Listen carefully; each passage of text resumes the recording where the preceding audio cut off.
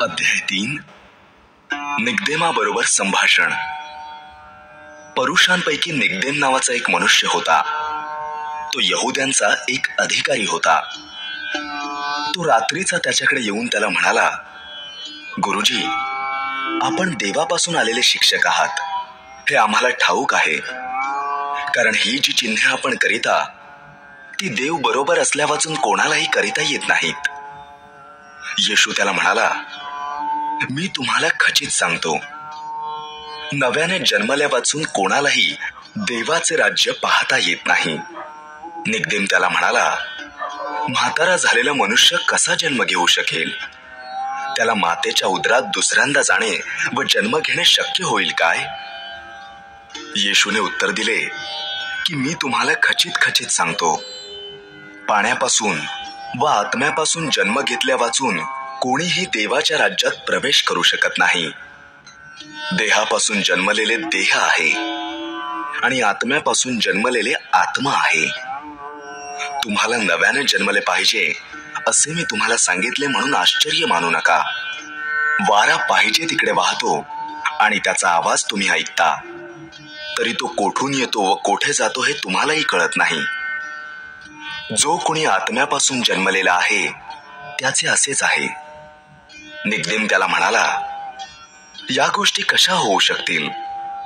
येशूने त्याला उत्तर दिले, तुम्ही इस्रायलाचे गुरु असूनही तुम्हाला या गोष्टी समजत नाहीत काय?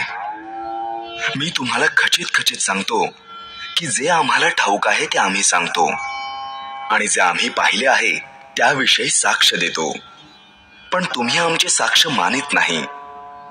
मी पृथ्वीवरच्या गोष्टी तुम्हाला सांगितल्या असत्या तुम्ही विश्वास धरीत नाही, तर स्वर्गातल्या गोष्टी तुम्हाला सांगितल्यास विश्वास कसा धराल? स्वर्गातून उतरलेला व स्वर्गात असलेला जो मनुष्याचा पुत्र, त्याच्या वाचून कोणीही स्वर्गात चढून गेला नाही.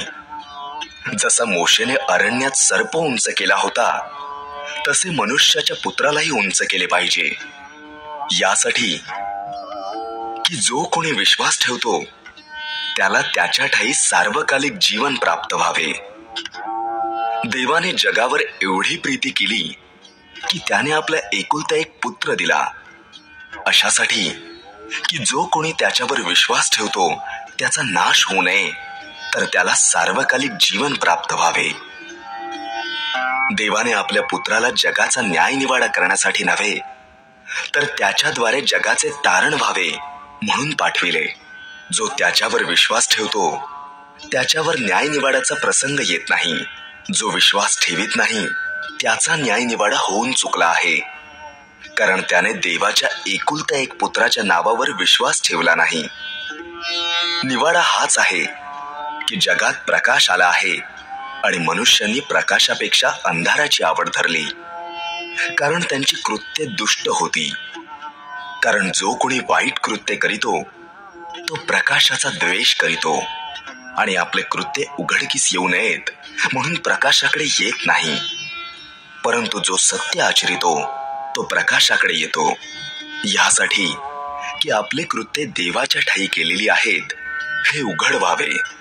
बाप्तिस्मा करणाऱ्या योहानाची येशूविषयी आणखी साक्ष.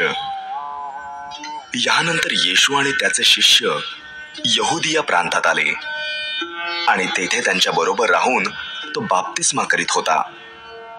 योहानही शालिमाजवळचे एनोन येथे बाप्तिस्मा करीत होता, कारण तेथे पाणी मुबलक होते आणि लोक येऊन बाप्तिस्मा घेत असत, कारण योहान तोपर्यंत कैदेत पडला नव्हता.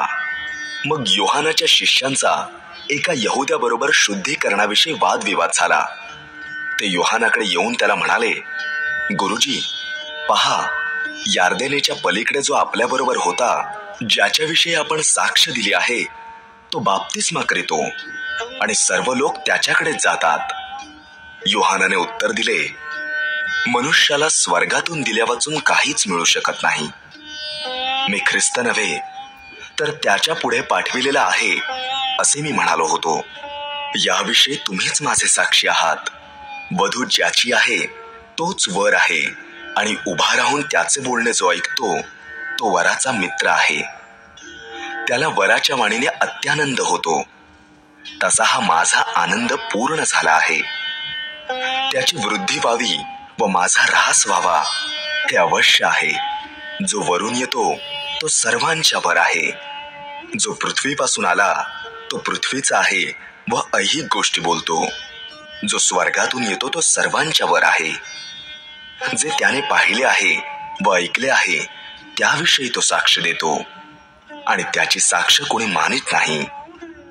ज्याने त्याची साक्ष मान्य केली आहे त्याने देव सत्य आहे या गोष्टीवर शिक्कामोर्तब केले आहे. कारण ज्याला देवाने पाठविले तो देवाची वचने बोलतो, कारण तो आत्मा मोजून मापून देत नाही. पिता पुत्रावर प्रीती करीतो आणि त्याने सर्व काही त्याच्या हाती दिले आहे. जो पुत्रावर विश्वास ठेवतो त्याला सार्वकालिक जीवन प्राप्त झाले आहे. परंतु जो पुत्राचे ऐकत नाही त्याच्या दृष्टीस जीवन पडणार नाही, पण देवाचा क्रोध त्याच्यावर राहतो.